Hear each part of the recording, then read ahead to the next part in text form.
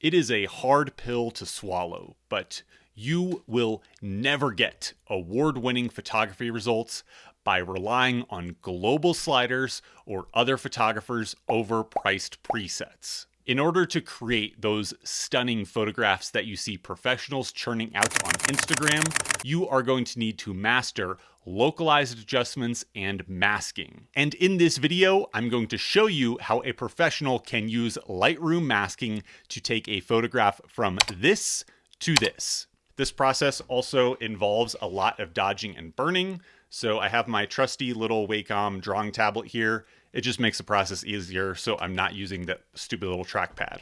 And with that said, let's get into it. Here we have a very beautiful and unique looking hoodoo in the Utah desert. And you can see over on the right hand side, I have already done some global adjustments. There's been no masking applied. Mostly what we're doing is just to try to get the image to a base level or a starting point. This is an HDR or a bracketed image, and we're just trying to bring back some of that dynamic range. So you can see before and after, we're just trying to get it to a base point or a starting point. So at this point, let's just go ahead and get right into it. I'm going to open up our masking panel here. And the first thing that I want to do is to really help give the photo a bit more depth. Because of course, photography is a two-dimensional medium and we want to give as much depth as possible. So in this case, I'm going to use the linear gradient and I'm going to darken down the blacks in the bottom half of the image to really weigh it down, bring that a little bit closer.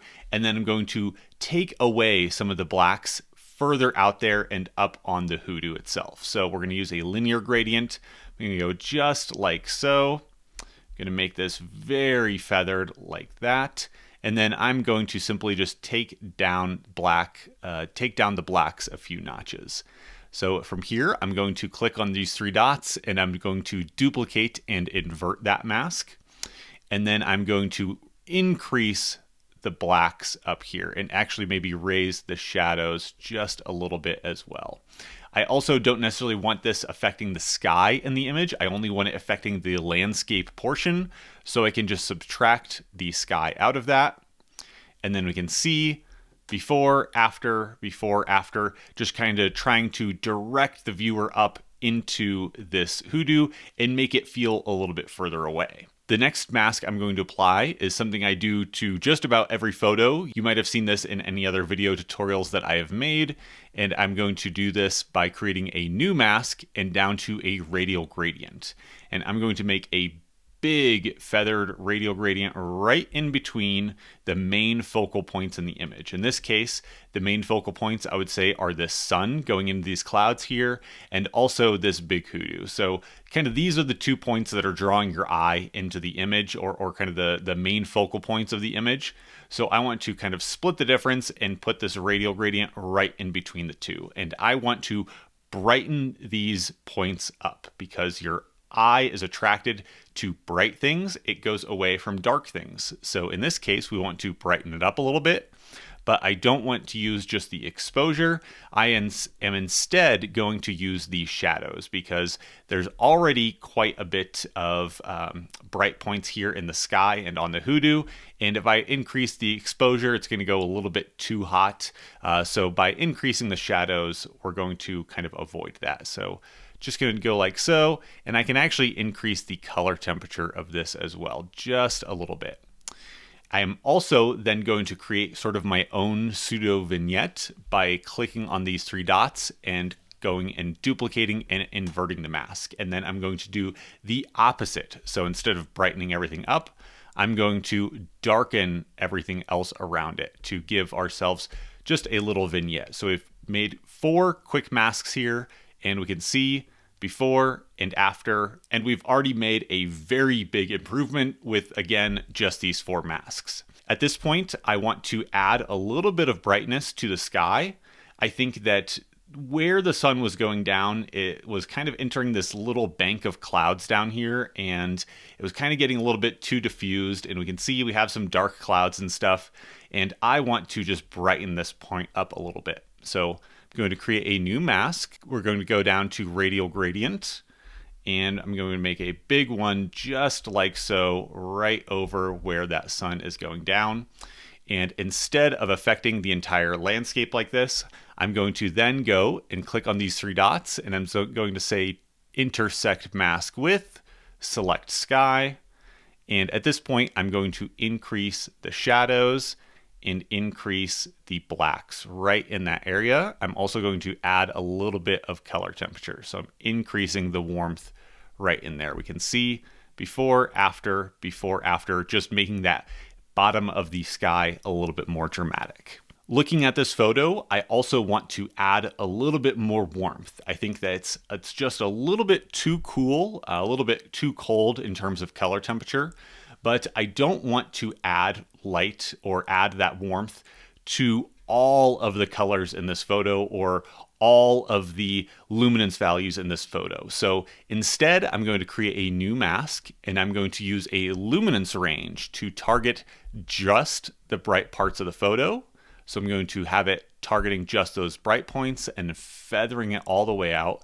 I could actually target a little bit further down, including some of the mid-range there. But I don't want to add warmth to the entire thing. I think that looks good, adding a little bit of color temperature, but I don't like what it's doing to the blues in the photo, the blues in the sky. So we can subtract the blues from our warmth with a color range. So I can just go like that, subtract color range, and those blues look nice and bright and blue, but we have added that warmth back into the highlights and the midtones and those clouds in the sky, so we can see before and after, just warming those things up a little bit. And now comes my favorite part of photo editing, which is the dodging portion of this. I love using my little tablet to dodge and add light and paint it into the photo, and so I'm going to do that by creating a new mask. We're going to go down to brush, and sort of my go-to settings when I am dodging in Lightroom is to take my whites all the way up, and then I'll take my exposure up about a third of a stop. And that is going to be it, and we're going to be good to go. I also want to have my feathering all the way up at 100, and I'll keep my flow down around 20 or so. And so I'm going to just take my little tablet here, and I can go through and just dodge and just kind of draw on and brush in the light I want on my photo. So just think about it like you're shading things, and don't worry, I know that it's going to the sky. We're just going to subtract that later, and I can just go in here and just brush in light wherever I need it. So can make our little brush size bigger. Just kind of go through and just slowly brushing light into the scene where I see fit, where I want to emphasize things a little bit more. Just like so. I really like this rock here. I think that would look nice with a little bit of rim light. So we just go back and forth over here, just kind of again shading it like this. Looks nice. And maybe over here, I think this kind of light over here looks nice. I want to emphasize that a little bit more. Going like so, and then also up on the edge here I want to brush in a little bit of rim light on this hoodoo like so. So just like that, maybe around this rock, and then I'm going to hit on show overlay, and we can see of course that doing this we have affected the sky as well. We don't want that to happen because we are dodging the landscape. So we're going to go to subtract, select sky. I'm going to hit enter. I'm going to zoom on out, and then I'm going to turn this off and then on, off and then on, and you can see kind of how this is affecting with our dodging. But this is not the only dodge layer I'm going to do. I'm also going to be increasing the light or dodging in other parts of the photo with additional masks. So I'm going to zoom in here right over the hoodoo. I'm going to add a little bit more direct rim light to this hoodoo here. I want to really make this shine. I like this direct light hitting this side of the boulder here on this hoodoo, but I think we can add a little bit more. And we're going to do that. We're going to create a new mask. Again, we're going to use a brush. Again, like before, I'm going to increase the whites all the way. I'm going to increase the exposure by quite a bit. We're going to go a full stop on this one. And I'm also going to increase the color temperature.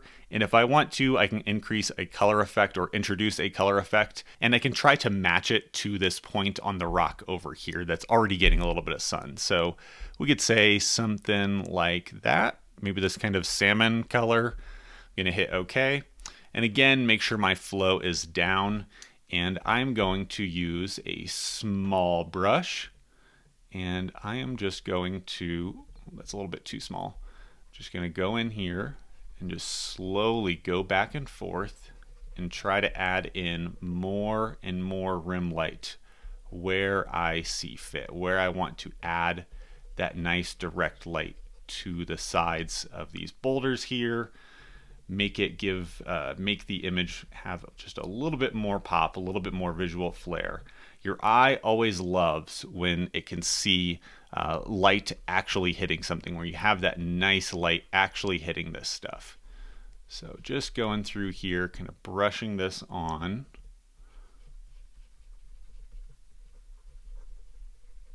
Just like so. And it doesn't need to be super accurate, and if the color or the light isn't quite right, I can always go in afterwards and increase that color temperature, or I can make any further adjustments like so. And just like before, we're going to subtract the sky from this, and we can see before and after, and if that's too much, then I could just take this amount slider here and slide it down. So maybe somewhere like that.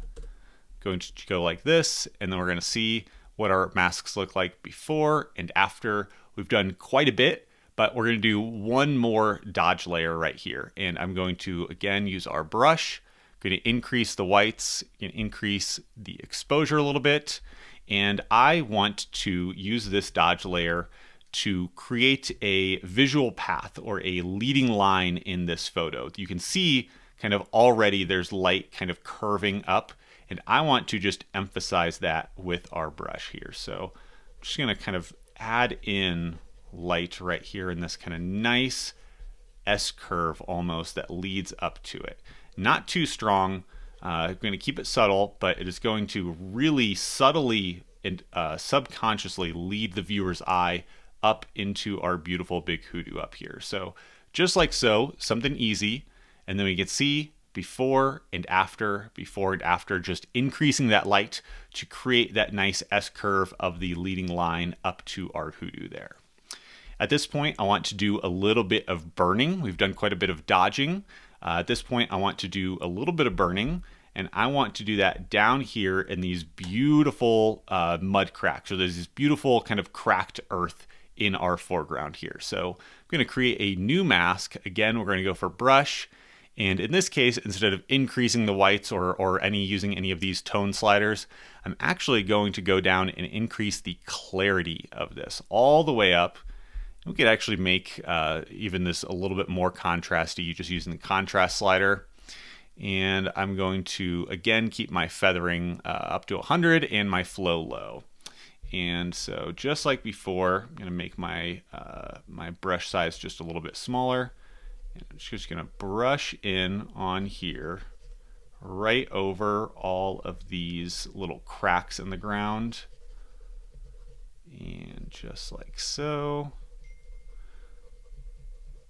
And maybe let's go ahead and decrease the exposure of this to really drive this home. We're going to really just make these cracks stand out even more. They're so interesting. And I think they will stand out against the rest of the landscape by introducing this contrast and this darkening of them so they can stand out against everything else, and it looks really, really unique. So I'm going to go just like this over all of these, maybe over here on this one. And let's look at this before, after, before, after. It's a subtle adjustment, but it gives it that extra oomph in the photograph. So going to do another dodge layer here, another burn layer. Let's go up to create a new mask. We're going to go for brush again. And in this case, we're just going to decrease the exposure. That's all we're doing. Doesn't really matter how much we decrease it. We're going to just keep it the flow around 20 or so. And we're going to increase our brush size. And I really just want to use this burn layer to really emphasize these shadows here. we had this nice light coming in from the sun, and I want it coming down here, and I want it to cast these shadows. These shadows are already there, but I want to emphasize them and make them a little darker. So just go through here, kind of brush in darkness on this part of the photograph, like so. And then also along this shadow right here. So just like this, kind of darkening that portion up. And then we can see before and after, really emphasizing that light. You can always remember in photography, if you want to make something seem brighter, well, you just darken everything else around it. So let's go ahead and confirm that. I'm going to zoom on out. And at this point, I want to add a little bit of haze or a little bit of light around our sun here. And I can do that by introducing a little bit of a glow. And we're going to do this. Again, open up our masking panel. We're going to go for another radial gradient right over our nice sun here, right where the light is coming from. I'm going to go just like this. And I'm going to make it actually just a little bit bigger here, just like so. And I'm actually going to introduce a little bit of negative dehaze. So I'm going to just go negative on that. Not a whole lot. Too much becomes just overboard very quickly. And I'm also going to introduce some negative clarity. So can go a little bit heavier on that, -20, -30. Let's zoom in so you can really see how this is affecting the image. You can see before, after, just giving that nice soft glow where that sun is going down into the clouds. Now, something that I didn't love about this scene in the moment is that these clouds were a little bit too dark. The sun was going from this nice bright sky down to this kind of ominous rainy cloud bank. And so these clouds are just a little bit too dark and distracting for me. So to counteract that, we can just increase the exposure of these clouds. Again, we're going to create a new mask. We're going to go down to brush. We can just increase the exposure a little bit, maybe increase the shadows and the blacks. And just like before, I'm just going to go and just kind of try to dodge or try to increase the exposure or take away some of the darkness of this. I can see in doing so, we're removing a little bit of the yellow from this, so I can counteract that with our color temperature and add a little bit more warmth back into this. But let's go ahead and increase that exposure a little bit more, increase the shadows and the blacks a little bit. Maybe that exposure was a little bit too much, so we could go back down and just gonna keep on going, just kind of brushing over these clouds here. Let's go ahead and look at this to see before, after. I think that looks okay. If it's a little bit too much, I could just go down on the amount slider. Maybe that's a little bit more realistic. Before, after, and I think that looks pretty good as well. At this point, we are getting close, but I still think there's a few more things we can do that will add to this photo. And I think we can increase a little bit of this light down here. I know we've already done that with some dodging and a little bit of burning, but I think we can add just a little bit more contrast down here. And again, we're going to do that with a new mask of a linear gradient. So just like so, new mask, linear gradient. Let's go down here. Again, we're going to have this feathered out, not as much as before. And we're going to subtract the sky. There's not a whole lot in here that it's affecting, but it's just a little bit, and we don't want this adjustment to interact with the sky. So we just say subtract the sky out of it. And we are going to then increase the clarity down here in the foreground. And that is really going to bring out all of that nice light that was hitting this landscape here. So we can easily see before, after, it's looking really good. And as one final mask in this image, this is something I do to a bunch of photos, is using targeted contrast. So we're going to create a new mask, and we're going to target using our luminance range. So we're going to target just a section of luminance and add contrast to it this way. We've already got a photo that has almost the entire histogram covered, and I want to add contrast to kind of a specific portion. I want to bring up these midtones right here a little bit and also darken some other parts. So let's use this luminance range slider here, And I'm going to target just this kind of upper end of the histogram like so. Let's go ahead, something like that. Kind of like how that's doing in the image. Let's feather out both ends just like so. And then at this point, I can go down to our curves adjustment here, and I can increase and add a little bit of contrast just like so. And it's going to really make a big impact. A small adjustment on those curves can make a huge impact in the final photo. And we can see before and after, really just giving it that extra pop. So let's go ahead and count these up. We have 1, 2, 3, 4, 5, 6, 7, 8, 9, 10, 11, 12, 13, 14, and 15 masks here. So 15 different masks, a ton of small, just localized adjustments, tons of playing around with our dodging and our burning, but we can easily see without any masks applied and with all of these masks applied, we can just go from nothing to something really, really awesome and stand out, and something that I'm sure is going to get all of the likes on Instagram.